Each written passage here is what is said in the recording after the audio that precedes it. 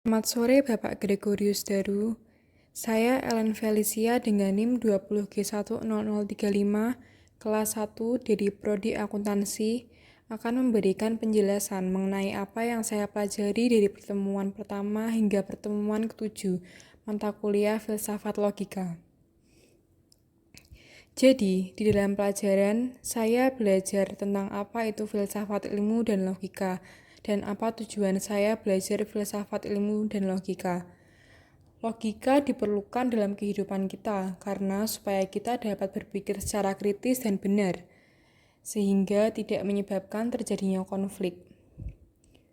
Di dalam pelajaran filsafat ilmu dan logika, saya juga diajarkan untuk menanggapi pendapat orang lain dengan memberikan argumen dan alasan yang tepat.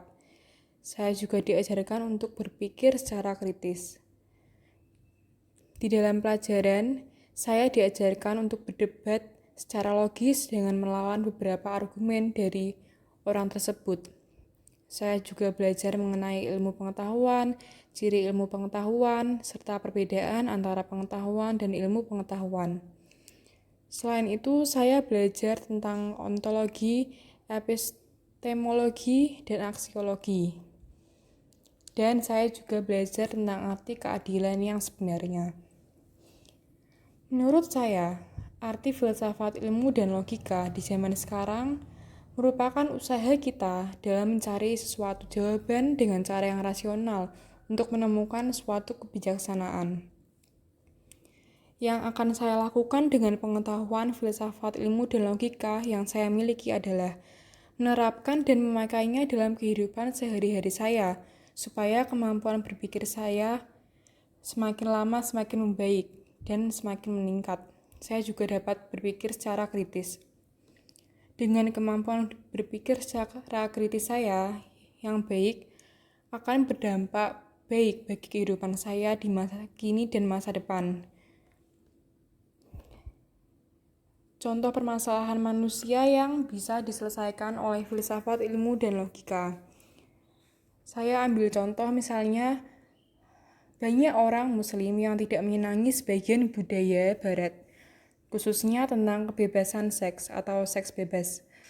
Mereka mengatakan kebebasan seks harus diberantas. Lalu filsafat menyelesaikannya dengan mempelajari dulu asal-usul kebebasan seks itu. Ternyata ditemukan bahwa seks bebas itu muncul dari paham dan budaya hedonisme yang telah mengakar di masyarakat. Maka kita perangi dulu paham hedonisme itu. Filosof lain belum juga puas karena menurutnya hedonisme itu belum merupakan penyebab yang paling awal. Hedonisme sebenarnya keturunan dari paham liberalisme, sedangkan liberalisme lahir dari paham rasionalisme. Karena itu, filosof ini mengatakan bahwa yang paling strategis dan tepat adalah memerangi paham rasionalisme tersebut. Maka untuk memberantas kebebasan seks, kita harus menjelaskan bahwa rasionalisme itu adalah pemikiran yang salah. Penyelesaian seperti ini cukup mendalam karena kita menemukan penyebab yang paling asal dan sangat mendasar. Penyelesaian itu juga bersifat universal karena yang akan diperbaiki pada akhirnya nanti bukan hanya persoalan kebebasan seks saja, hal-hal lainnya seperti mabuk-mabukan, perjudian, juga yang merupakan turunan rasionalisme ini tentu akan dengan sendirinya hilang dari kehidupan masyarakat. Jadi bukan hanya seks bebas saja.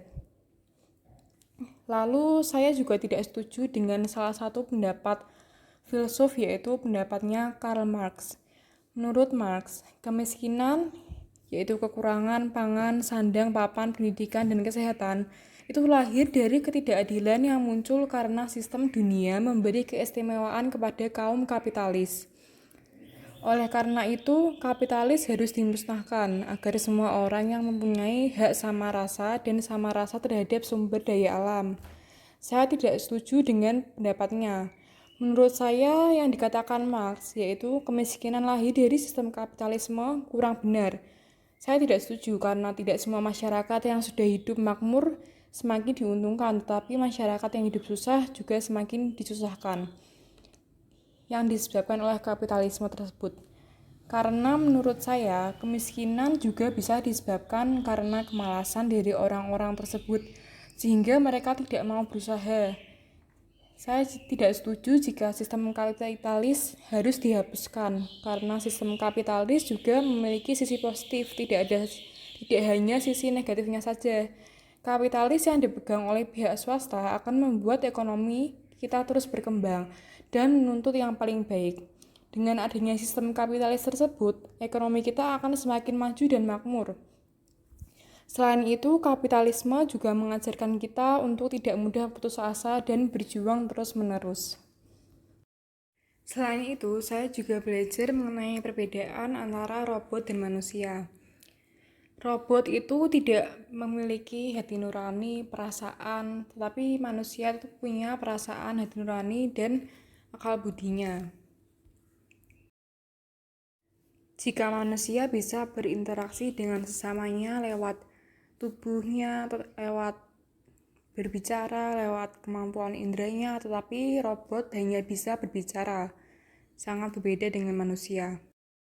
Jika manusia bisa membantu sesamanya melakukan kebaikan itu dengan tubuhnya, misalnya membantu orang tua menyapu atau mencuci piring, atau memberi nasihat teman yang sedang kebingungan atau sedang dalam masalah. Tetapi jika robot itu tidak bisa, dia hanya bisa berbicara, tetapi dia tidak bisa berbicara atau mengungkapkan pendapatnya itu melalui hati nurani atau dengan perasaannya, karena ia tidak memiliki hal tersebut. Sekian yang dapat saya sampaikan mengenai apa yang saya pelajari dalam mata kuliah filsafat logika dalam pertemuan yang pertama hingga ke-7. Terima kasih, Tuhan memberkati.